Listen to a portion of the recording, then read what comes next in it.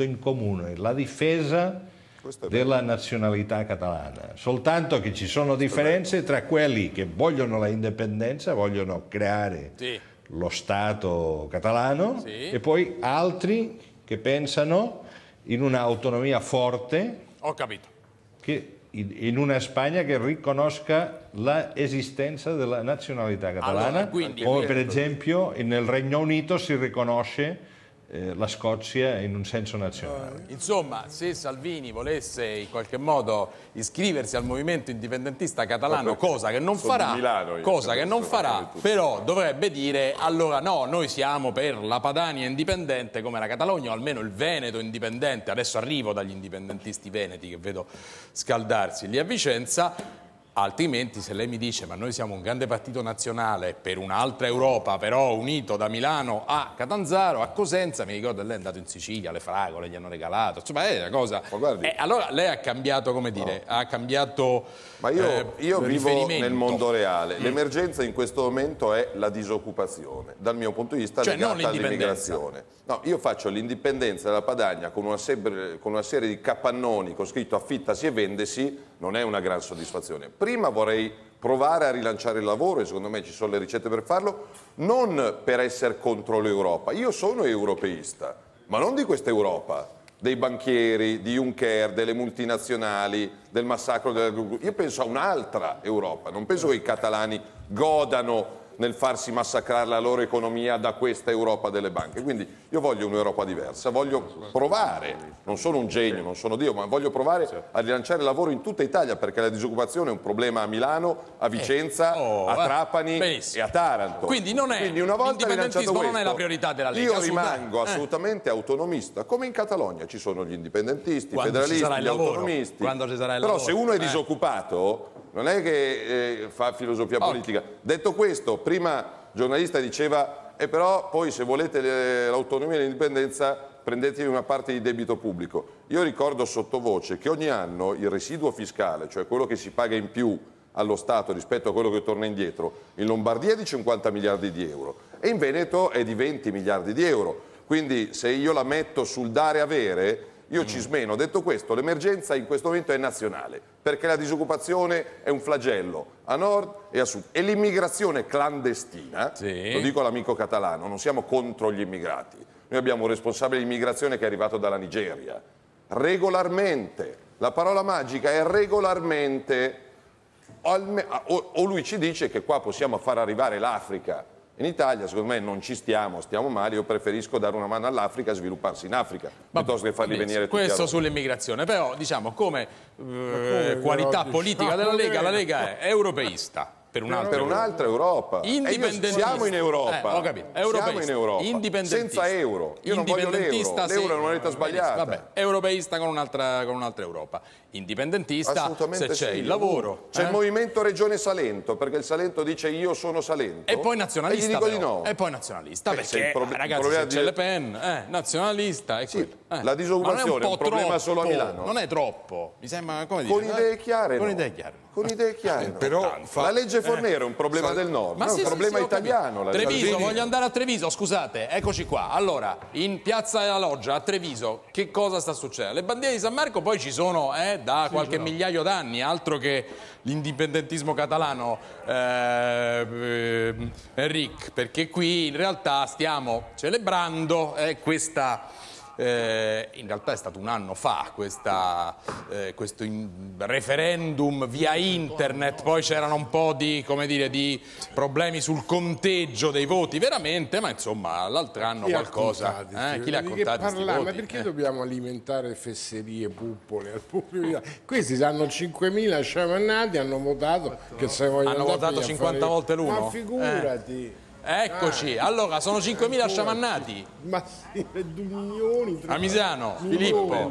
5.000 sciamannati aver votato il referendum? No, vabbè, ma tu non so i vostri dati, io mi limito all'osservazione che hanno fatto Bloomberg, CNN, Financial Times, Toronto Star, l'agenzia di stampa austriaca, Washington Post, Business Week, eccetera, per cui voglio entrare nel merito con il mio punto di vista, mi limito a questi signori che quando devono sapere o capire cosa vuol fare il Veneto in un momento in cui cambiano gli equilibri geopolitici di tutto il mondo, viene a intervistare me e non viene a intervistare né il signor Renzi, né il signor Zaia, né il signor Salvini. Ah, ecco, non so perché che peccato. Su Salvini è cascata la linea, è un complotto. È quella di ottenere... Chiedo scusa signori, ma abbiamo ascoltato, quindi vi chiedo la pazienza ora. No, era caduta la linea. Parlare. Noi invece come priorità abbiamo senz'altro quella, l'abbiamo proposta in anteprima, poi la proposta è stata fatta anche dal leader del primo partito catalano, Esquerra Repubblicana in Catalunya, Oriol Junqueras, ma anche da Eva Klotz, Südtirol Freiheit. Abbiamo quella di pagare il riscatto della nostra libertà, quindi perché dare con le soldi allo l'indipendenza Stato. del Veneto noi avremo un surplus finanziario di 20-40 miliardi di euro, per cui pagare un debito pubblico pro quota per noi è una piccola fatica che sarebbe compensata dall'abbassare le tasse al 15-20% sul reddito, dall'aumentare di 500 euro al mese netti in busta paga gli stipendi medi degli operai, di abbattere totalmente la disoccupazione e di entrare come nostra naturale vocazione in un arco di prosperità di nazioni Ho capito, la fermo. Salvini, il Consiglio regionale del Veneto ha deciso di approvare... vabbè, vi fermo per un attimo perché poi... Sì, Gerardo, volevo fare una domanda, accusato. Allora... Sì.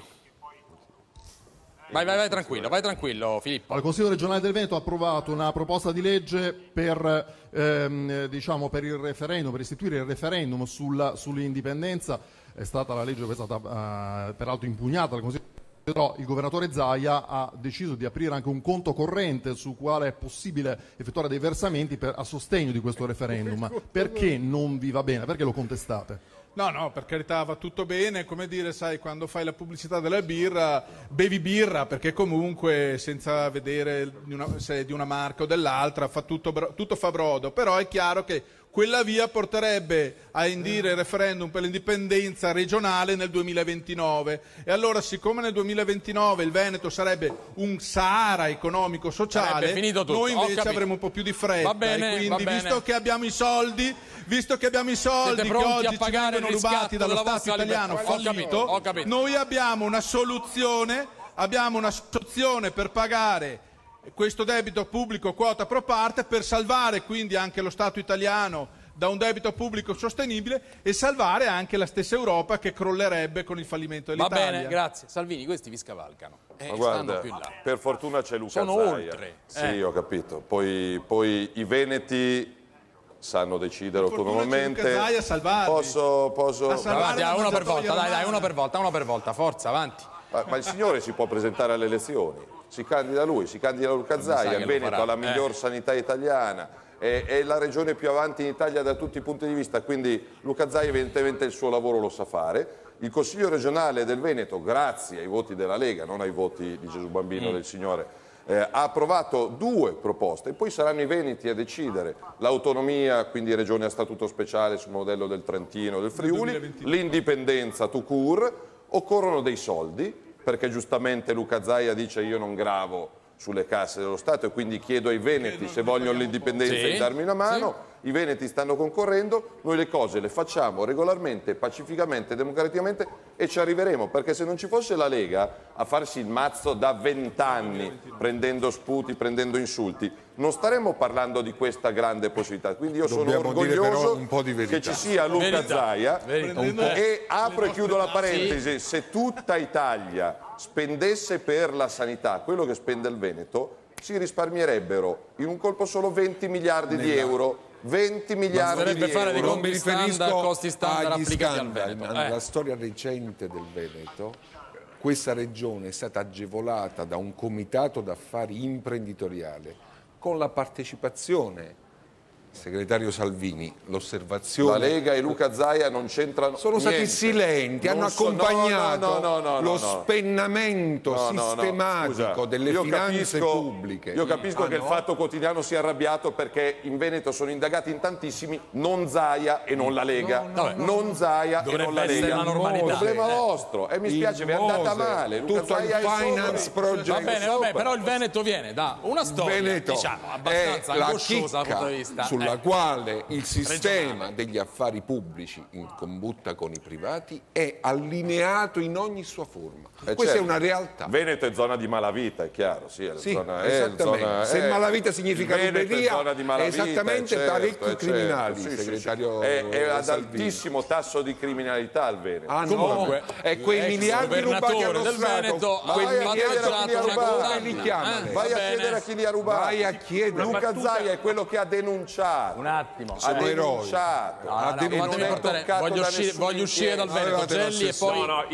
mi sembra veramente anacronistico che si parli di scissioni, separazione. Cioè, in un momento in cui di crisi così grave e drammatica, in cui si tende a trovare soluzioni a livello globale, a livello europeo, la crisi che spazza via qualunque cosa, qui si parla addirittura di rendere autonoma una regione rispetto al paese. Cioè, invece di puntare a semplificare il sistema, io sarei ad esempio per una riforma del sistema delle regioni in questo paese, accorpando e riducendolo e eliminando le regioni a statuto speciale che continuano a drenare impropriamente risorse le regioni del sono paese. Il buco nero dello spreco. No, io voglio capire, e poi continuiamo, ora addirittura si pensa che il Veneto, poi un'altra regione. Cioè, a me sembra veramente che siamo fuori dal mondo. Cioè, in questo momento nell'Unione Europea si sta cercando di tamponare una crisi spaventosa causata dall'Unione Europea. E ci riusciremo solo se saremo uniti anche dal punto di vista politico, perché l'arroganza della Germania è legata alla sua forza economica.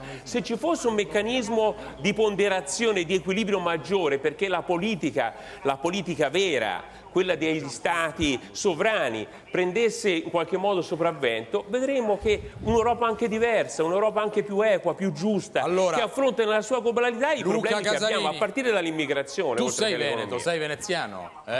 Sì, di origine nato e cresciuto a Mestre e a Venezia. Poi adesso diciamo è emigrato a Palermo per questioni di lavoro, ma è un problema vero, è un problema serio quello dell'indipendentismo veneto secondo te?